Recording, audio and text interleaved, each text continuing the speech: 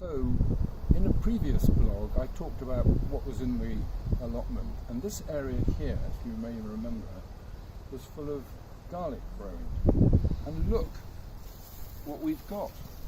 So we've harvested our garlic.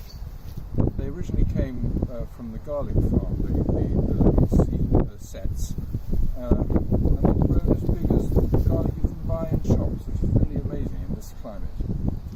Anyway, having got rid of all of the garlic, I've used this space now to put up a frame for runner beans. And I planted the runner beans about a week ago, and that's very late for runner beans. So I like to get the runner beans in September, October, when the French beans and the broad beans have finished. And meanwhile, I've underplanted with some more lettuces. It's not as though we haven't got enough lettuces, we've got thousands. But when the current lot have gone, I hope these will be ready to pick.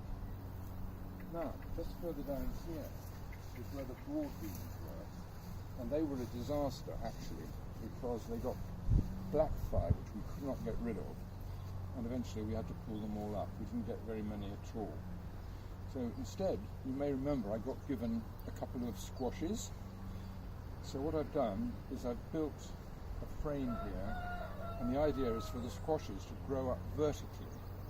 And it has to be a really solid frame, because when the squashes start appearing, they'll be big and heavy, and they are butternut squashes. So we're hoping for lovely squashes for the winter.